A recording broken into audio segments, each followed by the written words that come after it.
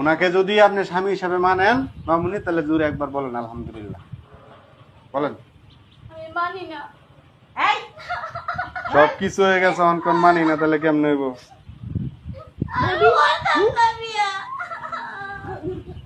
মারেন না, আর মারেন না। মেয়ের একে তো জোর করে বিয়ে দিতেছেন, বুড়া বুড়ার লগে আবার মারতেছেন। মারেন না মামুনি। জামাইয়ের অনেক টাকা পয়সা আছে, কান্নাকাটি করেন না। একদম চুপ, আমি যেটা কইরা শুনবি এক কথা নাই। মা তুমি পরে সারা জান লগে দিবা, আমি তারে বিয়া করব। ওর কাছে তো বিয়ে বসতে হবে, অন্য কোনো বিয়ে করব। চুপ। বলেন বলেন বলেন বলেন আলহামদুলিল্লাহ বলেন বল। বলেন। মা এবং করো না মা, তুমি না আমার মা। আরে আপনার একটু বুঝান না, দিকে তামসা দেখতেছেন, বুঝান একটু মেয়েটারে। তুমি এত আমার একটু বুঝা না।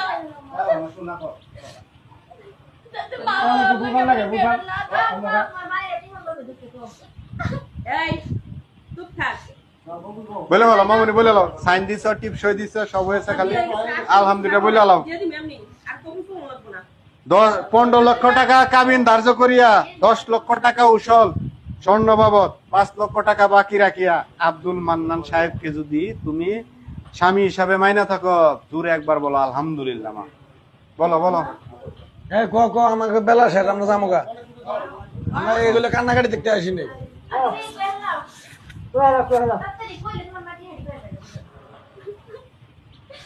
আল ফল কেউ কথা কেন না, তুমি শেষ কইরা দিলা। আল ফল কেউ কথা কেউ না। দেখি মামুনি বলেন বলেন আলহামদুলিল্লাহ বলেন, বল। কান্নাকাটি করে লাভ নাই। আমার কত দেখতেছ না। আপনার মেয়েরা রাজি করেন, তাড়াতাড়ি রাজি করেন। বলেন বলেন মামুনি, কবুল বলেন, দেরি করেন না গো, নামাজের টাইম হয়েছে, যাইতে হবে আমার। এই যে তাড়াতাড়ি বল, কাজী সব কতক্ষণ বসে থাকবো? মা বিয়েটা বাদ দিও না মা। সব পড়ানি শেষ, তোর কবুল কবো না, আমি এমনি তোরে দিয়ে দিব উড়াইয়া। কবুল আমার লাগবো না, এমনি দিয়ে দিব, লাগবো না আমার। আরে কবুল শোনা লাগবে একবার বলেন।